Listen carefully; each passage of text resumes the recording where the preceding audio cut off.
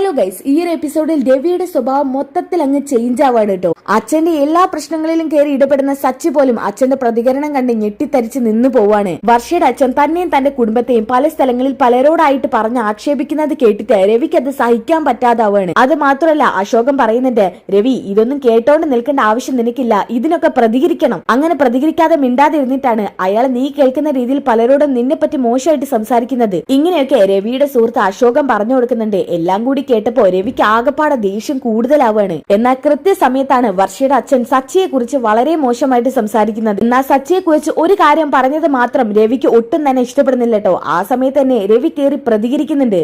അതൊരു 1.5 മാസ പ്രതികരണമാണ് കേട്ടോ. എന്തായാലും നിങ്ങൾ ഈ ഒരു എപ്പിസോഡ് മുഴുവനായിട്ട് വാച്ച് ചെയ്യാം. അങ്ങനെ രവിയുടെ സുഹൃത്ത് അശോകൻ ചോദിക്കുന്നുണ്ട്, രവി താൻ കുറെ നേരമായാലും അങ്ങോട്ടും ഇങ്ങോട്ടും ഒക്കെ നോക്കുന്നത്, തനിക്ക് എന്തു പറ്റി?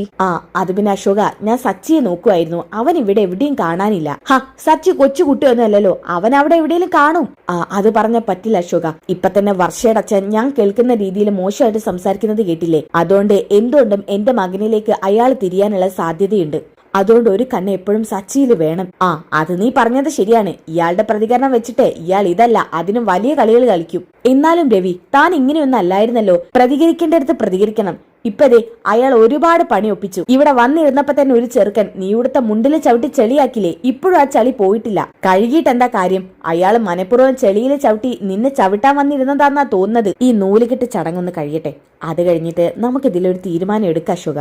എന്നാലും രവി, നീ ഇങ്ങനെ പാവത്താനായി നിന്ന് കൊടുക്കരുത്. നിന്റെ കാര്യം ആലോചിക്കുമ്പോ വല്ലാത്ത കഷ്ടം തോന്നുന്നു. ശരിക്കും ഇത് സച്ചി അറിയണം. അയാൾക്ക് കിട്ടേണ്ടത് കിട്ടണം, അതാ വേണ്ടത്. പിന്നെ നിന്നെ ആലോചിച്ചിട്ടാ ഞാൻ മിണ്ടാതിരിക്കുന്നത്. അല്ലെങ്കിൽ പിന്നെ ഞാനിത് സച്ചിയോട് പോയി പറഞ്ഞേനെ. അശോക, നീ അബദ്ധമൊന്നും കാണിക്കല്ലേ. എന്തായാലും ഈ ചടങ്ങൊന്ന് കഴിയട്ടെ. അപ്പോഴാണ് അങ്ങോട്ടേക്ക് ചന്ദ്ര വരുന്നത്. അശോകനെ കണ്ടപ്പോ ചന്ദ്ര ഒരു പുച്ഛഭാവത്തോടെ നോക്കുകയാണ്. അതെ രവിയേട്ട, നിങ്ങൾ എന്താ ഇവിടെ വന്നിരിക്കുന്നത്? ആ സ്റ്റേജിലേക്ക് വാ. എന്തിനാ ചന്ദ്ര ഞാൻ സ്റ്റേജിലേക്ക് വരുന്നത്? അതുമാത്രമല്ല, ഞാൻ സ്റ്റേജിലേക്ക് വന്ന അശോകൻ ഇവിടെ ഒറ്റയ്ക്കാവില്ലേ? ഒരു അശോകൻ. നിങ്ങൾക്ക് ഇപ്പൊ അശോകനാണോ വലുത്, അതോ നിങ്ങളുടെ മക്കളാണോ വലുത്? നിങ്ങളെ മക്കളുടെ താലിമാറ്റിക്കെട്ടൽ ചടങ്ങാണ് നടന്നുകൊണ്ടിരിക്കുന്നത്. ആ സമയത്ത് നിങ്ങൾ ഇയാളോട് സംസാരിച്ചിരിക്കുകയാണോ? രവിയേട്ടൻ അവിടെ എല്ലാവരും തിരക്കുന്നു, ഒന്ന് അങ്ങോട്ട് വാ രവിയേട്ടാ. ദേ നമ്മുടെ ശ്രുതിയുടെ അച്ഛനെ ഫ്ലൈറ്റ് ഇറങ്ങിയിട്ടുണ്ട്, ഇങ്ങോട്ട് പുറപ്പെട്ടെന്നാ പറഞ്ഞത്. അദ്ദേഹത്തെ നല്ല രീതിയിൽ വേണം ഇങ്ങോട്ടേക്ക് ക്ഷണിക്കാൻ. അതിനു വേണ്ടി എല്ലാ ഏർപ്പാടും ഞാൻ ശരിയാക്കിയിട്ടുണ്ട്. എന്റെ ചന്ദ്രെ, നീ ഒന്ന് അടങ്ങ്. ശ്രുതിയുടെ അച്ഛൻ വന്നാ ഞാൻ അങ്ങോട്ടേക്ക് വന്നോളാം. അപ്പൊ അശോകൻ പറയുന്നുണ്ട്, രവി താൻ കൂടെ ചെല്ലടോ, തന്റെ മക്കളുടെ ഫംഗ്ഷൻ അല്ലേ, താൻ പോയിട്ട് അത് ഭംഗിയാക്കി കൊടുക്ക്. അവരുടെ കല്യാണമൊന്നും അല്ലല്ലോ, താലി മാറ്റിക്കെട്ടൽ ചടങ്ങല്ലേ. കല്യാണത്തിനോ നിനക്ക് കൂടാൻ പറ്റില്ല എങ്കിൽ പിന്നെ ഈ ചടങ്ങിനെങ്കിലും നീ മുൻപന്തിയിൽ നിൽക്ക്. അതിന് ചടങ്ങ് തുടങ്ങില്ലല്ലോ അശോക. എന്നാലും താൻ ചെല്ല്. എന്നാ പിന്നെ ഞാൻ അവിടെ വരെ ഒന്ന് പോയിട്ട് വരാം. അപ്പൊ ചന്ദ്ര പറയുന്നുണ്ട്, അതെ നിങ്ങൾ പറഞ്ഞിട്ട് ഇപ്പൊ രവിയേട്ടൻ വരേണ്ട ആവശ്യമൊന്നുമില്ല. രവിയേട്ടനെ സ്റ്റേജിലേക്ക് വരുത്തിക്കാനേ എനിക്കറിയാം. ഞങ്ങളുടെ കുടുംബക്കാരത്തിൽ കയറി നിങ്ങൾ ഇടപെടണ്ട. ആ സമയത്ത് രവി പറയുന്നുണ്ട്, ചന്ദ്രേ ഇതെന്റെ കൂട്ടുകാരനാ, വിളിച്ചു വരുത്തി ആക്ഷേപിക്കരുത്. രവി ഒരു പ്രശ്നം ഉണ്ടാക്കണ്ട, നീ അങ്ങോട്ട് ചെല്ലേ. ദേ ചന്ദ്രേ, നാവിന് എല്ലില്ലെന്ന് വരുത്തിയിട്ട് എന്തും വിളിച്ചു പറയാനാവരുത്. രവിയേട്ട, ഞാൻ പെട്ടെന്ന് ആ ഷോക്കിൽ പറഞ്ഞു പോയതാ, സോറി. നിങ്ങൾ എന്നോട് ക്ഷമിച്ചേക്ക്. നീ പൊക്കോ, ഞാൻ വന്നോളാം. വരുവല്ലേ അല്ലേ? വന്നോളാന്നല്ലേ പറഞ്ഞത്. ഇതും പറഞ്ഞ് ചന്ദ്ര അവിടുന്ന് പോകുന്നുണ്ട് കേട്ടോ. ആ സമയത്ത് രവി പറയുന്നുണ്ട്, അശോക നിന്നെ ആക്ഷേപിച്ച് അവൾ സംസാരിച്ചത്, അവക്ക് വേണ്ടി ഞാൻ നിന്നോട് ക്ഷമ ചോദിക്കാം. ഇത് ആദ്യമായിട്ടൊന്നും അല്ലല്ലോ രവി. എന്നാലും നിന്നെ ഈ ചടങ്ങിന് വിളിച്ചു വരുത്തിയിട്ട് ഞങ്ങൾ തന്നെ നിന്നെ ആക്ഷേപിക്കാന്ന് വെച്ചാ അതൊക്കെ പോട്ടെ. നീ ഇപ്പൊ ഈ ചടങ്ങിനെ വിളിച്ചില്ലെങ്കിലും നിന്റെ മക്കളുടെ ചടങ്ങ് കാണാൻ വേണ്ടി ഞാൻ വിളിക്കാതെ തന്നെ വരും. ആ സമയത്താണ് വർഷയുടെ അച്ഛന് ഇവര് കേൾക്കാൻ വേണ്ടി മറ്റൊരാളോട് ഇങ്ങനെ സംസാരിക്കുന്നത്. അല്ല, ഇതെന്താ 2 താലിമാറ്റിക്കെട്ടൽ ചടങ്ങ്? ക്ഷണിക്കാൻ വന്നപ്പോ 2 പേരുടെ താലിമാറ്റിക്കെട്ടൽ ചടങ്ങുള്ള കാര്യം നീ പറഞ്ഞില്ലല്ലോ. ആ സമയത്ത് അയാളുടെ തൊട്ടിപ്പുറത്ത് നിൽക്കുന്ന അയാളുടെ വൈഫ് ചോദിക്കുന്നുണ്ട്, അല്ല മധുസാറിന് ഒരു മകളല്ലേ ഉള്ളൂ? അത് പിന്നെ എനിക്കൊരു മകളേ ഉള്ളൂ. അല്ല അപ്പൊ പിന്നെ ഇതെന്താ സഹായ വിവാഹ? അങ്ങനെ വേണമെങ്കിൽ കൂട്ടാം. അല്ല ആ കുട്ടിയെ കണ്ടിട്ട് അങ്ങനെ പാവപ്പെട്ട കുട്ടിയാണെന്നൊന്നും തോന്നുന്നില്ലല്ലോ. എന്തായാലും നിന്റെ മകളുടെ കൂടെ ഒരു പാവപ്പെട്ട കുട്ടിയുടെ കല്യാണം കൂടി നടത്താൻ നീ കാണിച്ച മനസ്സുണ്ടല്ലോ, അത് വലിയ മനസ്സാ. എന്തായാലും മധുസാറിന് ആ കാര്യത്തിൽ അപ്രീഷിയേറ്റ് ചെയ്യാതിരിക്കാൻ വയ്യ അല്ലേ ചേട്ടാ? അത് പിന്നെ പറയാനുണ്ടോ? അല്ല പെൺവീട്ടുകാരല്ലല്ലോ ഈ ചടങ്ങ് നടത്തേണ്ടത്, ഭർത്താവിന്റെ വീട്ടുകാരല്ലേ. ഇതിപ്പോ എന്താ നിങ്ങൾ നടത്തുന്നത്? ഇത്രയൊക്കെ നടന്നിട്ടും നിങ്ങൾക്ക് കാര്യം മനസ്സിലായില്ല അല്ലേ? എന്താ സാറേ, എന്താ വിഷയം? ചെറുക്കന്റെ വീട്ടുകാര് കാശില്ലാത്തവരാണോ? അതെ, ചെറുക്കന്റെ അച്ഛൻ ഒരു ഡ്രൈവറാ. അയാളെ കൊണ്ട് ഇതൊക്കെ കൂട്ടിയേ പറ്റൂ. അപ്പൊ പിന്നെ നമ്മൾ വേണം ഇതൊക്കെ ചെയ്യാൻ. എന്നാലും മതി സാറേ, നിങ്ങളുടെ മകളെ അവരുടെ മകന് കൊടുത്തല്ലോ. പ്രണയിച്ചിട്ടാണെന്നുണ്ടെങ്കിലും ഈ കാലത്ത് നിങ്ങൾ ആ മക്കളെ അക്സെപ്റ്റ് ചെയ്തല്ലോ, അത് തന്നെ വലിയ മനസ്സാ. ഓ അതിലൊന്നും വലിയ കാര്യമില്ലെന്നേ. ഈ മധുസാറിനെ ഏർപ്പാടാക്കിയിട്ടുള്ള ആളുകളാണ് കേട്ടോ ഇവര്. അതായത് രവിയും രവിയുടെ കൂട്ടുകാരും കേൾക്കാൻ വേണ്ട രീതിയിൽ നല്ല ഉച്ചത്തിലാണ് ഇവര് സംസാരിക്കുന്നത്. അല്ല, ഈ ചെറുക്കന്റെ ഒരു ചേട്ടൻ ഒരു കുടിയനാണെന്ന് കേട്ടിട്ടുണ്ട്, അത് സത്യമാണോ? സത്യമാണോന്നോ? ഒരു മുഴ കുടിയനാവൻ. എന്നാലും വർഷമോളെ എന്തിനാ വീട്ടിലേക്ക് വിവാഹം കഴിപ്പിച്ച് ഏൽപ്പിച്ചത്? നിങ്ങൾക്കൊരു ഫ്ലാറ്റ് അവർക്ക് എടുത്തു കൊടുത്തുടായിരുന്നോ? ഫ്ലാറ്റോ വീടോ എന്താന്ന് വെച്ചാൽ ഞങ്ങൾ എടുത്തു കൊടുക്കും. പക്ഷേ അവനും കൂടി ഇതിലേക്ക് സഹകരിക്കണ്ടേ? അവരവന്റെ വീട്ടുകാരെ വിട്ട് വരാൻ പറ്റുന്നില്ലെന്ന്. എല്ലാം ഒരു ലോക്കൽസുകളാ. ദേ, ആ രണ്ടാമത് നടക്കുന്ന വിവാഹമില്ലേ, അത് ശരിക്കും ആരുടേതാന്നറിയോ? ഇല്ല, ആരുടേതാ? പറയുന്നതിൽ ഇച്ചിരി നാണക്കേടൊക്കെ ഉണ്ട്. എന്നാൽ ഇതൊക്കെ നിങ്ങൾ അറിയേണ്ട കാര്യം തന്നെയാ. എന്റെ മകളുടെ ഭർത്താവ് ശ്രീകാന്തിന്റെ ചേട്ടനാത്. എന്താ, ശ്രീകാന്തിന്റെ ചേട്ടനോ? വിശ്വസിക്കാൻ പറ്റുന്നില്ലല്ലോ. എന്ത് ചെയ്യാനാ, ഒരു ഗതിയും പരഗതിയും ഇല്ലാത്തവരല്ലേ. അവരെ നമ്മൾ കണ്ടറിഞ്ഞു വേണ്ട സഹായിക്കാൻ. അതൊക്കെ വേണം. എന്നാലും വർഷമോൾ ഇങ്ങനെ ഒരു ഫാമിലിയിലേക്ക് ചെന്നുപെടുമെന്ന് ഞങ്ങൾ ഞങ്ങളുടെ സ്വപ്നത്തിൽ പോലും പ്രതീക്ഷിച്ചിട്ടില്ല. ഇത് മധുസാറിന് വല്ലാത്തൊരു തിരിച്ചടിയായി പോയി അല്ലേ? അതിലൊന്നും വലിയ കാര്യമില്ല. എല്ലാം നമ്മുടെ മക്കൾക്ക് വേണ്ടി നമ്മൾ മറക്കാൻ ശ്രമിക്കണം, അതല്ലേ വേണ്ടത്. എന്നാ ഇതൊക്കെ കേട്ടിട്ട് രവിക്ക് ദേഷ്യം പിടിച്ചു നിൽക്കാൻ കേട്ടോ. അപ്പൊ അശോകൻ പറയുന്നുണ്ട്, കേട്ടല്ലോ, എല്ലാം കേട്ടിട്ടും നീ ഇങ്ങനെ മിണ്ടാതിരുന്നു രവി. കഴിവിന്റെ പരമാവധി അയാൾ നിന്നെ ആക്ഷേപിക്കുന്നുണ്ട്. ഇപ്പൊ നീ പറഞ്ഞത് ശരിയായിട്ട് എനിക്ക് തോന്നുന്നത്. ഈ ചടങ്ങ് നടക്കുന്നതിനിടെ നിങ്ങൾ ആരെങ്കിലും ഇവിടെ വലിയൊരു പ്രശ്നം ഉണ്ടാക്കണം, അതാണ് അവരാഗ്രഹിക്കുന്നത്. കേട്ടല്ലോ, ഒരു ഗതിയും പരഗതിയും ഇല്ലാത്തവരാണ് നിങ്ങളെന്ന്. ഇതൊക്കെ കേട്ട് ഇങ്ങനെ മിണ്ടാതിരിക്കേണ്ട ആവശ്യമില്ല രവി. നീ ഇതിന് ശക്തമായി പ്രതികരിക്കണം. നീ ഇങ്ങനെയൊന്നും അല്ലായിരുന്നല്ലോ. അല്ലായിരുന്നു, പക്ഷെ എന്ത് ചെയ്യാനാ? എന്റെ മകനെ വെച്ച് അവരെന്തോ കളി കളിക്കാൻ നോക്കുക. എന്നോട് ആരെങ്കിലും മോശമായിട്ട് സംസാരിച്ചാ എന്റെ മകൻ കയറി ഇടപെടുന്നുള്ള കാര്യം ഇവർക്കൊക്കെ നന്നായിട്ട് അറിയാം. അതിനും വേണ്ടിയാ ഇവരിങ്ങനെയുള്ള ഓരോ പ്രഹസനങ്ങൾ കാഴ്ചവെക്കുന്നത്. ആ സമയത്ത് മധുസാറിനോട് സംസാരിച്ചിരുന്ന ആ സ്ത്രീ ചോദിക്കുന്നുണ്ട്, സാറേ, ആ കുടിയനെ പറ്റി ഞാൻ നന്നായിട്ട് കേട്ടിട്ടുണ്ട്. ആവശ്യമില്ലാതെ പ്രശ്നം ഉണ്ടാക്കുന്നവനാ. അവനെങ്ങാനും ഈ ഫംഗ്ഷന് പങ്കെടുത്തിട്ടുണ്ടോ സാറേ? അങ്ങനെയാണെന്നുണ്ടെങ്കിൽ ഈ ഫംഗ്ഷൻ അലമ്പാക്കുന്നുള്ളത് ഉറപ്പാ. അവനോട് വരണ്ടത് പറഞ്ഞിട്ടും അവന്റെ വീട്ടുകാർക്ക് അവനവിടെ ഇട്ടേച്ചു പോരാൻ പറ്റത്തില്ലല്ലോ. അതുകൊണ്ട് അവനെ കൂട്ടിയിട്ട് ഇങ്ങോട്ട് വന്നത്. എന്തിനാ?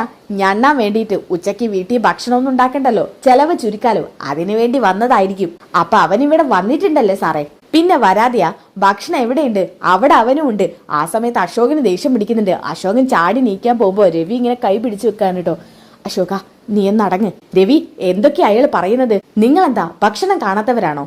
അയാളുടെ സംസാരം കേട്ടാ നിങ്ങൾ ദിവസവും പച്ചവെള്ളം കുടിച്ച് ജീവിക്കുന്ന പോലെയാണല്ലോ. ഇനിയും നീ പ്രതികരിക്കാതെ നിൽക്കുന്നത് മോശമാണ്. സച്ചിയെ വിചാരിച്ച് ഇനിയും നീ ഇങ്ങനെ മിണ്ടാതിരിക്കണ്ട. അതിൽ പ്രത്യേകിച്ച് അർത്ഥമൊന്നുമില്ല. എന്നാ രവി ദേഷ്യം പിടിച്ച് അയാളെ വീണ്ടും പറയുന്നത് കേട്ടോണ്ട് നിൽക്കാൻ കേട്ടോ. അപ്പൊ അയാൾ പറയുന്നുണ്ട്, നിങ്ങൾക്കറിയോ, ഈ സച്ചി ഉണ്ടല്ലോ, അവൻ ആള് കുഴപ്പക്കാരനാണെന്ന് മാത്രമല്ല അവന്റെ വീട്ടുകാർക്കാർക്കും അവന് ഇഷ്ടമല്ല. പ്രത്യേകിച്ച് അവന്റെ സ്വന്തം പെറ്റമ്മയ്ക്ക്. പെറ്റമ്മയാണെന്നൊക്കെ പറയുന്നുണ്ട്, പക്ഷേ പെറ്റമ്മ മക്കളെ ഇങ്ങനെയൊക്കെ വെറുക്കുവോ? എന്ന് വെച്ചാ സാർ എന്താ പറഞ്ഞോണ്ട് വരുന്നത്? ഞാൻ പറഞ്ഞത് വേറൊന്നുമല്ല, അയാൾക്ക് ഇനി വേറെ ബന്ധത്തിൽ വല്ലതും ഉണ്ടായതാണെങ്കിലോ, അല്ലെങ്കിൽ മിക്കവാറും അവൻ വല്ല അനാഥനായി. അല്ലാതെ പെറ്റമ്മമാര് സ്വന്തം മക്കളോട് സ്നേഹം കാണിക്കാതിരിക്കോ?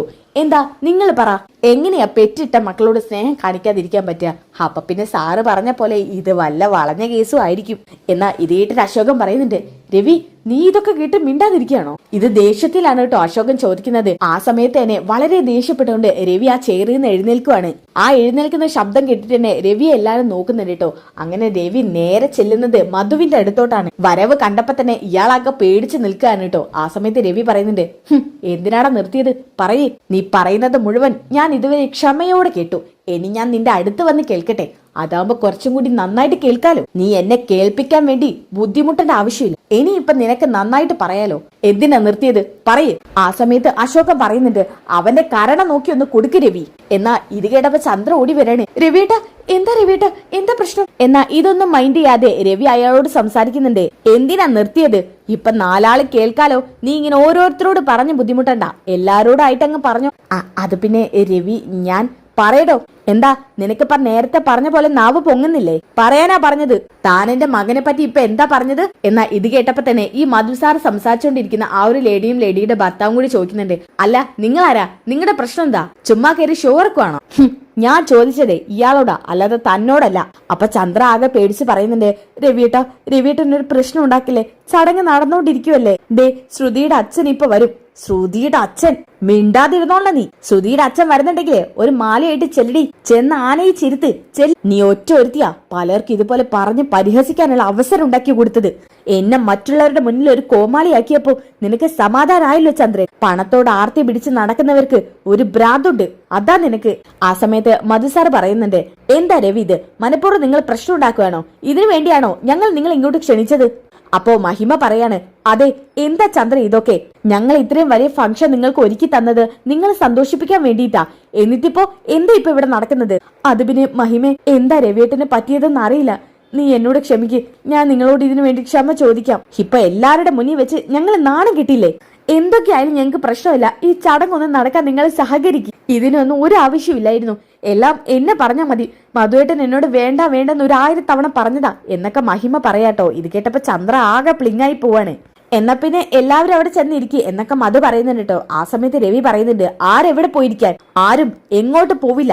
താൻ എനിക്കെല്ലാം മറുപടി തരണം. തനിക്ക് എന്താണോ അറിയേണ്ടത് എന്നെ പറ്റി? താൻ ചിലപ്പോ തലതിരിഞ്ഞ് നടന്നു കാണും. എന്നാ ഈ രവീന്ദ്രൻ അങ്ങനെയല്ല. തനിക്ക് വേറെയും ഭാര്യമാരുണ്ടാവുമെന്ന് എനിക്കറിയില്ല. അങ്ങനെ ഞാൻ പറയുകയില്ല. കാരണം എനിക്ക് അതേക്കുറിച്ച് ഒരറിവില്ല. തന്റെ മകൾ എന്റെ മകന്റെ കൂടെ ഇറങ്ങി വന്നില്ലേ? നിങ്ങളൊക്കെ ഇട്ടേച്ച് ഒരു നിമിഷം കൊണ്ട് ഇറങ്ങി വരാൻ കാരണം എന്താ? നിങ്ങൾ ഒരു അച്ഛനമ്മയുടെ സ്നേഹം ആ കുട്ടിക്ക് കൊടുത്തിട്ടില്ല. നല്ല രീതിയിലല്ല ആ കുട്ടിയെ വളർത്തിയത്. എന്നാലും ആ കുട്ടിക്ക് തെറ്റേതാന്ന് തിരിച്ചറിയാനുള്ള കഴിവുണ്ട്. അതുപോലും ഇത്രയും പ്രായമുള്ള തനിക്കില്ലല്ലോ. ആ സമയത്ത് വർഷ പറയുന്നുണ്ട്, ശ്രീകാന്ത് നിന്റെ അച്ഛൻ മനഃപൂർവ്വം എന്റെ അച്ഛനായിട്ട് വെറുതെ പ്രശ്നം ഉണ്ടാക്കുക. എന്താ നിന്റെ വീട്ടുകാർക്ക് പ്രശ്നം? എന്റെ വീട്ടുകാരെ നിങ്ങൾക്ക് വേണ്ടിയാ ഇത്രയും വലിയ ചടങ്ങ് നടത്തിയത്. എന്നിട്ടിപ്പോ ഇവിടെ ഒരു പ്രശ്നം ഉണ്ടാക്കാൻ നോക്കുന്നു. എല്ലാത്തിനും എന്റെ അച്ഛനും അമ്മയും പറഞ്ഞാൽ മതി. അവരാണല്ലോ ഈ ചടങ്ങൊക്കെ ഉണ്ടാക്കിയത് നിങ്ങൾക്ക് വേണ്ടിയിട്ട്. എന്നിട്ട് എന്റെ വീട്ടുകാരെ ആക്ഷേപിക്കുക നിങ്ങളെ വീട്ടുകാര്. പക്ഷേ അച്ഛൻ അങ്ങനെ ഒന്നുമില്ലാതെ സംസാരിക്കുന്ന ആളല്ല. എല്ലാത്തിനും നിനക്കൊരു ന്യായീകരണം കാണും ശ്രീകാന്ത്. എന്നാ ഇത് ഞാൻ വെറുതെ വിടില്ല. എന്തൊക്കെയാ നിന്റെ അച്ഛൻ പറയുന്നത്? എന്റെ അച്ഛന് വേറെ ഭാര്യ ഉണ്ടെന്നോ? ഈ സമയത്ത് ശ്രീകാന്ത് പറയുന്നുണ്ട്, പക്ഷേ നീ ഒന്ന് അടങ്ങ്, ഞാനൊന്ന് ചെന്ന് നോക്കട്ടെ. ഇതും പറഞ്ഞ് ശ്രീകാന്ത് തിരക്ക് പിടിച്ച് അതിന്റെ ഇടയ്ക്ക് ചെല്ലാട്ടോ. എന്നിട്ട് പറയുന്നുണ്ട്, അച്ഛൻ എന്താ ഇങ്ങനെയൊക്കെ പറയുന്നത്? ആ സമയത്ത് വർഷയുടെ അച്ഛനും അമ്മയും കൂടി പരസ്പരം മുഖം നോക്കിയിട്ട് ഇങ്ങനെ ഗോഷ്ടി കാണിക്കുന്നുണ്ട്. മധുവേട്ടാ കാര്യമൊക്കെ ഏകദേശം നടക്കുന്നുണ്ട്. മോനെ ശ്രീകാന്ത് നീ കണ്ടില്ലേ? ദേ വർഷയുടെ അച്ഛനെ ഇങ്ങനെ ഇവിടെ വെച്ച് അപമാനിച്ചു. ഇങ്ങനെ എന്റെ ഭർത്താവിനെ കുറിച്ച് മോശമായിട്ട് സംസാരിച്ചു. ഞങ്ങളുടെ കുടുംബമൊക്കെ ഇവിടെ നിൽക്കുവാണ്. എന്തിനാ ഞങ്ങൾ ഇനി ജീവിക്കുന്നത്? അച്ഛാ ഇത് വളരെ മോശമായിച്ചാ. ഞങ്ങൾക്ക് വേണ്ടിയല്ലേ ഇവരിങ്ങനെ ഒരു ഫംഗ്ഷൻ നടത്തിയത്. എന്നിട്ട് പഴയ ദേഷ്യം വെച്ച് അച്ഛൻ എന്താ ഇങ്ങനെയൊക്കെ സംസാരിക്കുന്നത്? ആ സമയത്ത് രവി അയാളുടെ ഷോൾഡറിൽ കയറി പിടിക്കുന്നുണ്ട് കേട്ടോ. എന്നിട്ട് പറയുന്നുണ്ട്, നീ വിചാരിച്ച പോലെ കാര്യങ്ങൾ നടന്നില്ലേ? എന്റെ മകനെ എന്റെ നേർക്ക് തിരിപ്പിച്ചു അല്ലേ? കേട്ടല്ലോ എന്റെ മകൻ പറഞ്ഞത്? ഇതല്ലായിരുന്നു നിനക്ക് വേണ്ടത്. ഇതിനു വേണ്ടിയല്ലേ നീ നാടകം കളിച്ചത്? എന്റെ മകനെയും നിന്റെ മകളെയും കൂടി നിനക്ക് നിന്റെ വീട്ടിലോട്ട് എത്തിക്കണം. അതിനുവേണ്ടി നീ തരം താന്ന് കളിച്ച ചീഞ്ഞ് നാറിയ നാടകം ഇത് അല്ലേ? അല്ലെങ്കിൽ താൻ പറയടോ, ദേ എന്റെ ഷോൾഡറിൽ നിന്ന് കൈയെടുത്ത രവി, ഇല്ലാന്നുണ്ടെങ്കിൽ ഞാൻ പോലീസിനെ വിളിക്കും. ആ സമയത്ത് രവി കൈ ഉയർത്തി അയാളുടെ കരണം നോക്കി ഒന്ന് പൊട്ടിച്ചു കൊടുക്കുന്നുണ്ട്. ആ സമയത്ത് മഹിമ അലറുന്നുണ്ട്, എന്താ നിങ്ങൾ ഈ കാണിക്കുന്നത്? മധുവേട്ടനെ നിങ്ങൾ തല്ലിയല്ലേ? നിങ്ങളെ ഞാനൊരു പാഠം പഠിപ്പിക്കും, നോക്കിക്കോ നിങ്ങൾ. എന്നാ ഇത് കണ്ടുകൊണ്ട് സച്ചിയും രേവതി അങ്ങോട്ട് വരുന്നുണ്ട് കേട്ടോ. അപ്പോ സച്ചി ആകെ വെപ്രാളപ്പെടാണ്. രേവതി ഇതെന്താ ഇവിടെ നടക്കുന്നത്? എന്തിനാ അച്ഛൻ അയാളുടെ കഴുത്തി കയറി പിടിച്ചത്? അയ്യോ എന്താ ഇവിടെ നടക്കുന്നത് എന്ന് പറഞ്ഞ് സച്ചി ആണ് ചെല്ലുന്നുണ്ട്. അച്ഛാ ഇയാൾ എന്താ പ്രശ്നം ഉണ്ടാക്കിയത്? അച്ഛൻ വിടെ, ഇത് ഞാൻ കൈകാര്യം ചെയ്തോളാം. വേണ്ട, സച്ചി അങ്ങോട്ട് മാറി നിൽക്ക്. സച്ചി ഈ കാര്യത്തിൽ കയറി ഇടപെടാൻ നിൽക്കരുത്. ഇത് ഞാനും ഇയാളും തമ്മിലുള്ളതാ. ആ പ്രശ്നം ഞങ്ങൾ തീർത്തോളാം. താൻ എന്തൊക്കെ നാടകാടോ ഇത്ര നേരായിട്ട് ഇവിടെ അരങ്ങേറിയത്? അത് ഓരോന്നോരോന്നായിട്ട് ഇവിടെയുള്ള ജനങ്ങൾ അറിയണം. നീ വിളിച്ചു വരുത്തിയ നിന്റെ അതിഥികൾ അറിയണം. കയറി വന്നപ്പോ തന്നെ താൻ ഒരാളെ പറഞ്ഞയച്ചില്ലടോ എന്റെ മുണ്ടി ചവിട്ടി നെരുക്കാൻ വേണ്ടിയിട്ട്. എന്ത് നിങ്ങൾ എന്തൊക്കെയാ പറയുന്നത്? അയ്യോ മനസ്സിൽ പോലും കരുതാത്ത കാര്യം ഇയാൾ പറയുന്നത്. അപ്പോ താൻ ഇയാളെ കൊണ്ട് എന്നെ ചവിട്ടിച്ചില്ലെന്നാണ് പറയുന്നത്? അയ്യോ ഞാനതിന് ഇയാൾ ചവിട്ടിയൊന്നുമില്ലല്ലോ. ഇയാള് മനഃപൂർവ്വം ചളി വാരി തേച്ചിട്ട് എന്റെ തലയിലോട്ട് ഇടുകയാണോ? ആ സമയത്ത് രവി പറയുന്നത്, സച്ചി എന്നൊരു വിളിച്ചത് മാത്രമേ ഉള്ളൂ കേട്ടോ. നേരെ ചെന്ന് സച്ചി അയാളെ നന്നായിട്ട് പെരുമാറുന്നുണ്ട്. അയ്യോ നിങ്ങൾ എന്തിനാ എന്നെ തല്ലുന്നത്? പറയടാ, സത്യം പറഞ്ഞോ, നീ എന്തിനാ എന്റെ അച്ഛനെ ചവിട്ടിയത്? ഇതും പറ. അയാളെ മൂക്കിന്റെ പാലത്തിന് നോക്കി ഒന്ന് കൊടുക്കുന്നുണ്ട് കേട്ടോ.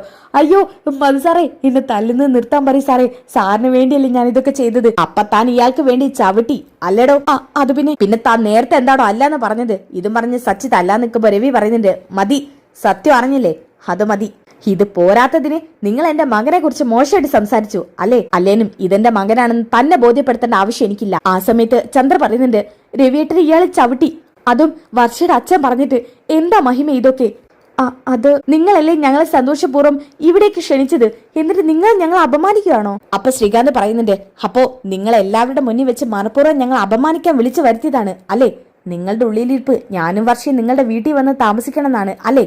അങ്ങനെ അച്ഛ വീട്ടിൽ വന്ന് നിൽക്കാൻ മാത്രം ഞാൻ അതപ്പതിച്ച് പോയിട്ടില്ല. അതിനെന്നെ കിട്ടുമെന്ന് വിചാരിച്ചെങ്കിൽ നിങ്ങൾക്ക് തെറ്റി. എന്റെ അച്ഛനും അമ്മയും വിട്ട് ഞങ്ങൾ എങ്ങോട്ടും വരില്ല. പിന്നെ എന്റെ അച്ഛനെ നിങ്ങൾ ഇവിടത്തെ നാണം കെടുത്തി, അതിനെ നിങ്ങൾ അനുഭവിക്കും. ശ്രീകാന്താ പറഞ്ഞത്. എന്തായാലും അച്ഛന്റെ മാസായിട്ടുള്ള പ്രതികരണം കണ്ടിട്ട് സച്ചിക്ക് ആകെ സന്തോഷാവാണ് കേട്ടോ. അപ്പൊ രവി പറയുന്നുണ്ട്, ചന്ദ്രേ, സച്ചി നിന്റെ മകനല്ലാന്ന് നീ പറയൂ? ഏയ്, ഞാൻ അങ്ങനെയൊന്നും പറയില്ല. അവന് ഞാൻ പ്രസവിച്ചത് തന്നെയാ. എന്റെ രവിയേട്ടന്റെ മകനാ അവന്. കേട്ടല്ലോ, ഇവരുടെ വായെന്ന് വന്നപ്പോ നിങ്ങൾക്ക് ആ സംശയം തീർന്നല്ലോ. കഴിഞ്ഞു നിങ്ങളുമായിട്ടുള്ള ബന്ധം ഇവിടെ വെച്ച്. ഇനി എന്തിനാ നോക്കി നിൽക്കുന്നത്? പോവാം. ഇതും പറഞ്ഞ് തിരിഞ്ഞൊരു മാസമായി നടത്തണം കേട്ടോ. ആ സമയത്ത് വർഷയുടെ അച്ഛൻ പറയുന്നുണ്ട്, ഒന്ന് നിന്നേ, അങ്ങനെ എന്നെ തല്ലി പോയാലോ? മോളെ വർഷേ, നീ ഇവരുടെ കൂടെ പോകുന്നുണ്ടോ? ഇങ്ങനെയൊക്കെ അച്ഛനെ അപമാനിച്ച് ഇവരുടെ കൂടെ നീ പോകുന്നുണ്ടോ? അച്ഛാ അത്. അപ്പൊ മഹിമ പറയുന്നുണ്ട്, ഇല്ല, എന്റെ മോള് പോവില്ല. അങ്ങനെ ഒരുമിച്ച് ഇവർക്ക് താമസിക്കണമെന്നുണ്ടെങ്കിൽ ഇവൻ ഞങ്ങളുടെ കൂടെ വന്നേ പറ്റൂ.